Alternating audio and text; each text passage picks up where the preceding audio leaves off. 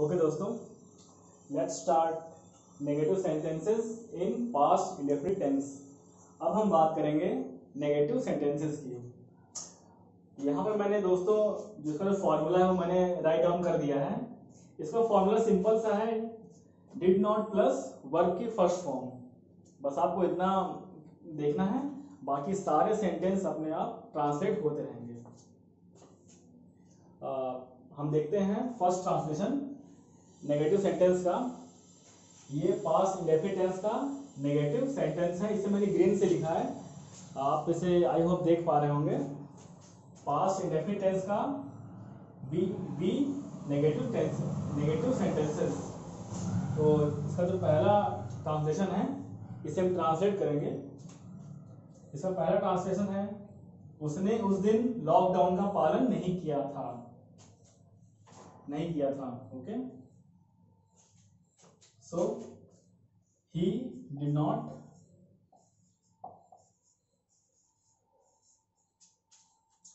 follow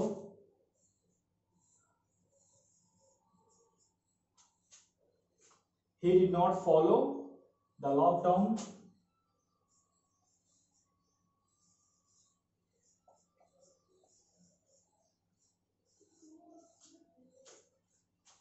he did not follow the lockdown that day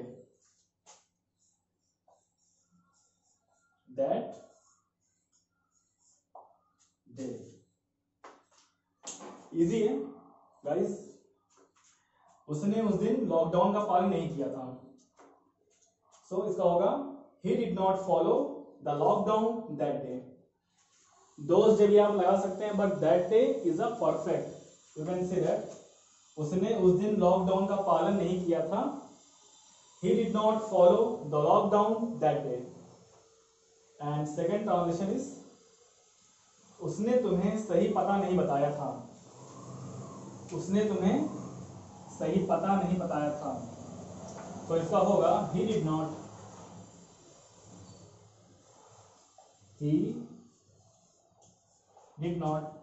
confirm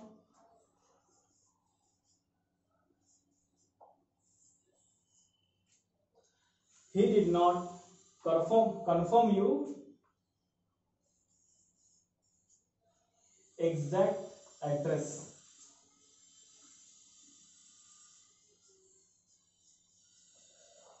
exact की जगह आप right भी लिख सकते हैं, या फिर right address.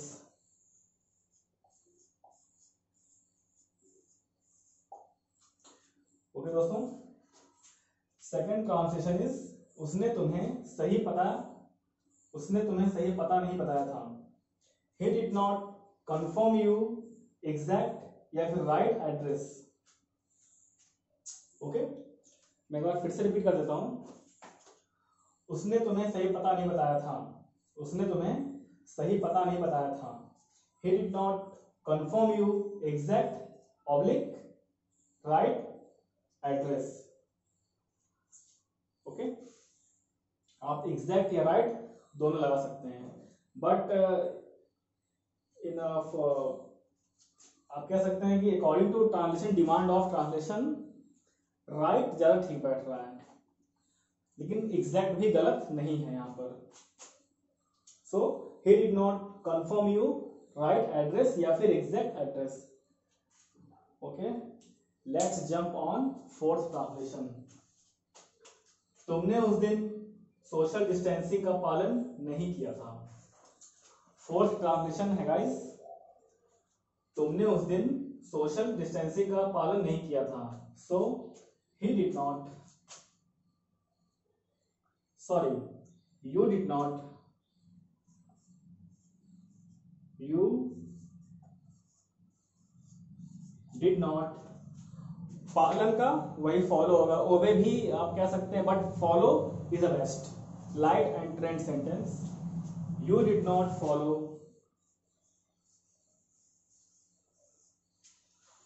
Social distancing. Social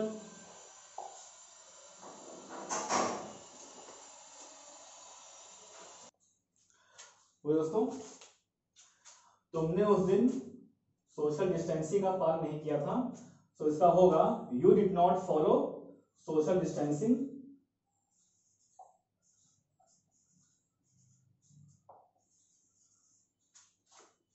that day, that day. Translation says तुमने उस दिन सोशल डिस्टेंसिंग का पालन नहीं किया था, तो इसका होगा you did not follow social distancing that day. Very easy. And guys यहाँ पर द लॉकडाउन नहीं होगा, यहाँ पर ओनली लॉकडाउन होगा। Sorry, he did not follow, जो पहला वाला था उसने उस दिन लॉकडाउन का पालन नहीं किया था, he did not follow lockdown that day. Okay, confirm. And fifth translation is, you can see that तुमने कल रात खाना नहीं खाया था। फिफ्थ है एंड लास्ट है नेगेटिव का, तुमने कल रात खाना नहीं खाया था। वेरी इजी, इसका होगा you did not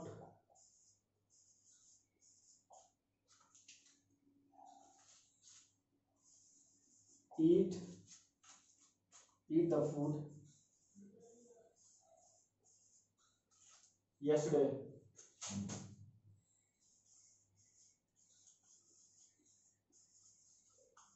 Okay,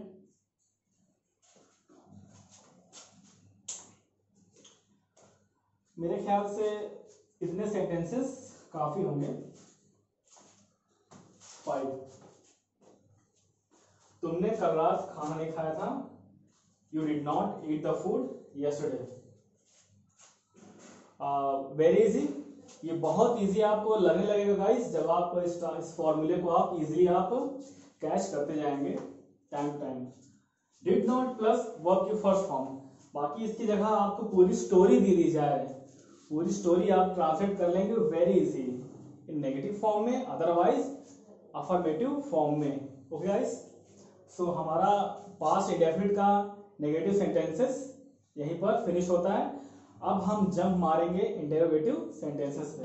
okay, आप यहाँ तो मैं फिर से एक बार इसे रिवाइज कर दूं। नेगेटिव सेंटेंस का पहला था उसने उस दिन लॉकडाउन का पालन नहीं किया था, he did not follow lockdown that day। Second, उसने तुम्हें सही पता नहीं बताया था, he did not confirm you exact या फिर oblique right address, he did not confirm you exact oblique right address। Fourth है तुमने उस दिन सोशल डिस्टेंसिंग का पालन नहीं किया था, you did not follow social distancing that day, you did not follow social distancing that day। and fifth is तुमने कल रात खाना नहीं खाया था, you did not eat the food yesterday। okay दोस्तों, and let's we jump on interrogative sentences। okay,